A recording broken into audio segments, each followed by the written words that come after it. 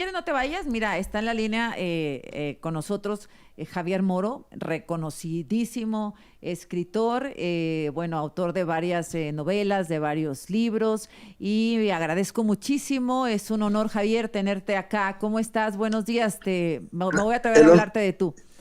el honor es mío, Azucena, y es un gran placer hablar con Al vosotros. contrario, qué gusto saludarte. Hablábamos aquí con Delia Quiroga, no sé si alcanzaste a escuchar algo de la entrevista respecto a los desaparecidos en México, respecto a la indiferencia de los gobiernos por estos Sí, problemas de violencia y problemas sociales, sobre la intención del presidente de la República de apoderarse del Poder Judicial, perdóname la redundancia, bueno, y bueno, pues mm, tú publicas este libro, Nos quieren muertos, en donde cuentas la historia de Leopoldo López, de su familia. Con Leopoldo hablamos hace un poquito, sí, unos días, el sacrificio que significó para Leopoldo López y otros activistas el luchar contra el régimen, contra la dictadura, Javier.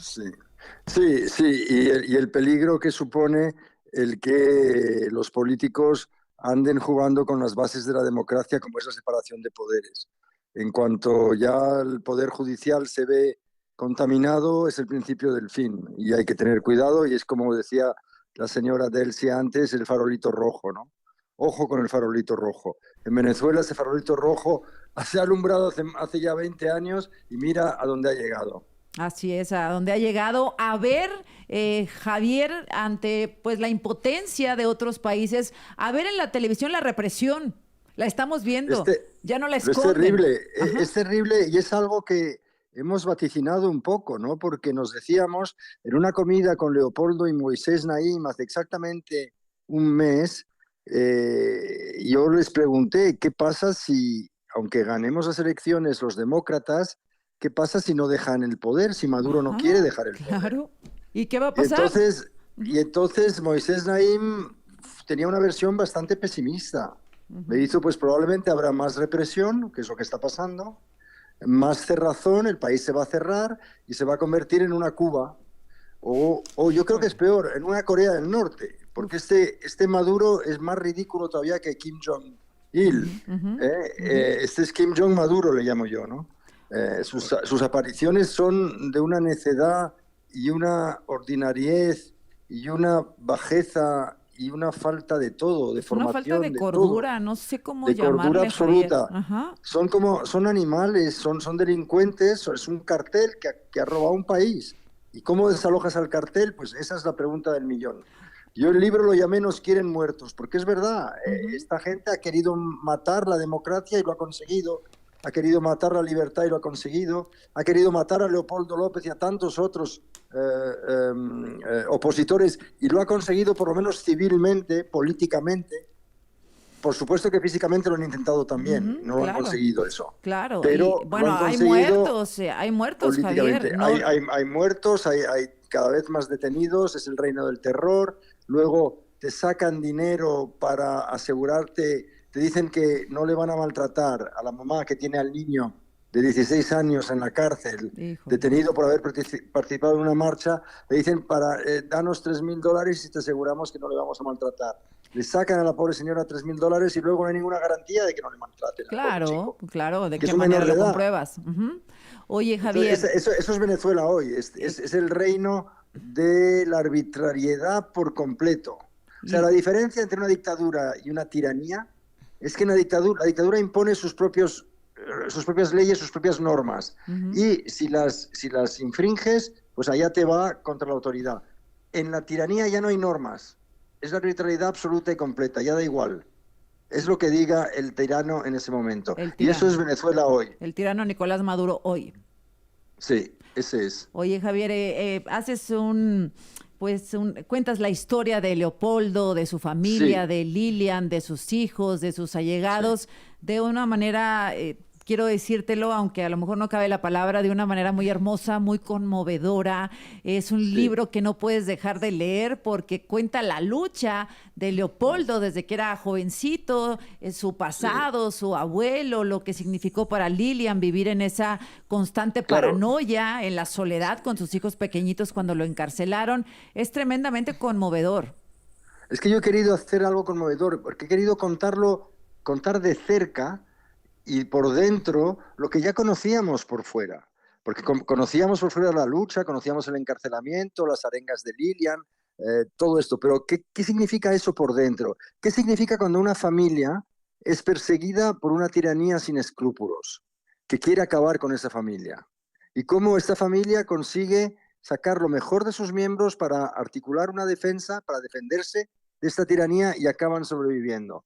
Esa es una historia muy bonita, es muy sí. inspiradora, Ujú. por eso la escribí. Me, Y me, Leopoldo López, cuando decidió entregarse a la justicia a sabiendas de que le iban a hacer un juicio amañado en el que le condenaron a 14 años de cárcel, él podía haberse ido en ese momento al extranjero y sin embargo optó por enfrentarse y por meterse en la cárcel. Así Eh, es, Javier. eso es un gesto político que no se puede olvidar. Sí. Son los grandes liberadores de Venezuela y el trabajo de Capriles, el trabajo de Leopoldo López, el trabajo de Juan Guaidó se suma al Ujú. trabajo formidable de María Corina Machado, que es Claro, otra luchadora estupenda. claro. Y yo espero que estas distintas oleadas de grandes protestas acaben por liberar al país, Dijo. pero nadie sabe cómo, nadie tiene la llave de cómo liberar el país. Desde luego es importantísima la ayuda internacional, esa que está fallando, por ejemplo, en España, Claro. de una manera flagrante, con el silencio ensordecedor de Zapatero y del propio gobierno que no reconoce realmente a Edmundo González Urrutia como presidente electo todavía. Oye, Javier, ¿cómo ves, aprovechando que entramos en este tema de lo internacional, la posición de México? Pues a mí me causó mucha decepción el oír a Claudia Sheinbaum decir que hay que confiar en las instituciones para saber el resultado de la crisis. Eso Ujú, es lavarse las manos, en otra manera. ujú, Eso es una manera de proteger indirectamente al tirano de Maduro. Porque las instituciones en un país como Venezuela no son libres, no son ecuánimes, no son instituciones, son aparatos administrativos al servicio del tirano, del régimen. O ujú, sea, el Tribunal Supremo de Justicia de Venezuela es un órgano al servicio de Maduro. La directora, no hay más que ver su cara y su foto y ujú. saber quién es. Esta mujer con cara de bruja es amiga de Maduro y Maduro la ha puesto a dedo. Eso Ujú. no. ¿Qué vas a creer en eso como institución? No. No, hay que participar de una manera más activa, hay que reconocer la verdad. Sí, Y la claro. verdad es que el pueblo venezolano se ha expresado de una manera ejemplar, voluntariosa y edificante y Ujú. ha Muy decidido valiente. dar la vuelta y darse de Ujú. espaldas al chavismo. No quieren el chavismo más. Así Pero es. es que los propios chavistas Son las 9:46. Gracias, gracias, Javier. Es que el corte es automático. Gracias por habernos esperado aquí en la línea. Mira, Delia Quiroa, ella busca a su hermano desaparecido desde hace 10 años. Se ha vuelto defensora, activista, defensora de derechos humanos y preside una colectiva que se llama 10 de marzo. Delia se quiso quedar aquí a escucharte y te quiere hacer una pregunta. ¿Puede ser? por supuesto, Delia, encantado y empatizo mucho con tu lucha, de Sí, verdad. adelante. Hola Javier, pues mucho gusto acá a la distancia, un abrazo fuerte y mucha fuerza ya a ustedes. Yo quería preguntarte, ¿en qué momento la apatía de la sociedad venezolana influyó para que este señor Maduro es el tirano que es hoy en día? En realidad, la apatía de la sociedad venezolana fueron sobre todo la apatía de las élites de la sociedad venezolana que pensaban que podían controlar a Hugo Chávez y lo propulsaron al poder. Ujú. Y Mm, cuando Hugo Chávez tomó el poder, se revolvió contra ellos, por supuesto. Y ok. empezó de una manera sistemática el desmantelamiento del Estado Democrático venezolano, que llevaba 40 años funcionando mal que bien. Ok.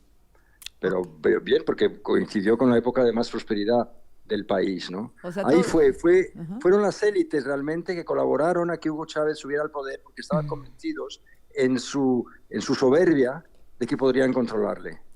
Eso fue un fallo Y absolutamente luego que tremendo. les da la vuelta, ¿no? Que les da la Y espalda claro, por completo. ¿Qué claro, hacer, Javier? Porque desde acá estamos afuera, los que estamos siendo testigos desde afuera de la evidente represión y da mucha impotencia, no puede hacer nada.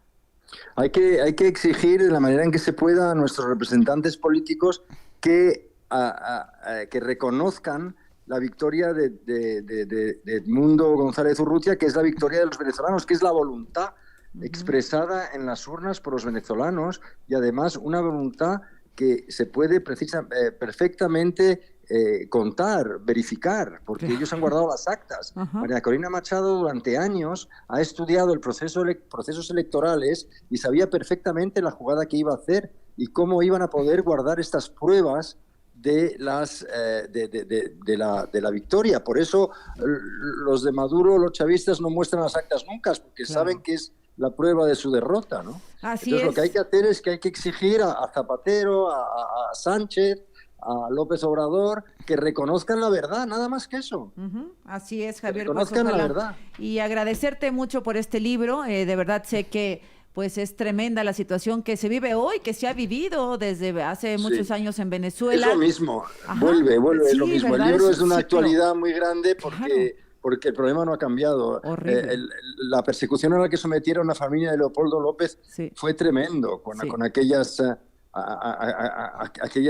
búsquedas, aquellas persecuciones, aquellas torturas, el aislamiento forzado, en fin, todo lo que se conoce como lo que es la represión allí, ¿no? Que además es el modelo cubano, está la cosa muy estudiada y muy entrenada, ¿no? Saben muy bien cómo hacerlo. Pero no hemos podido combatirlo, ¿no? Para acabar con ello, erradicarlo. Javier, gracias por este libro, porque además de contar pues una historia de resistencia, cuentas una historia inspiradora. A veces uno se pregunta, pues, ¿quién más, no? ¿Quién más va a pelear? ¿Quién tiene las agallas de enfrentarse a un tirano? Bueno, pues hay personas que existen así y que son las que cambian el mundo.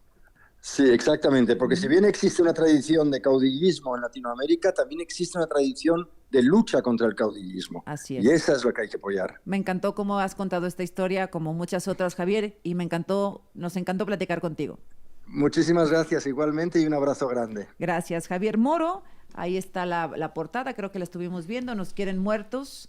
Es la historia de Leopoldo López, con quien hablamos.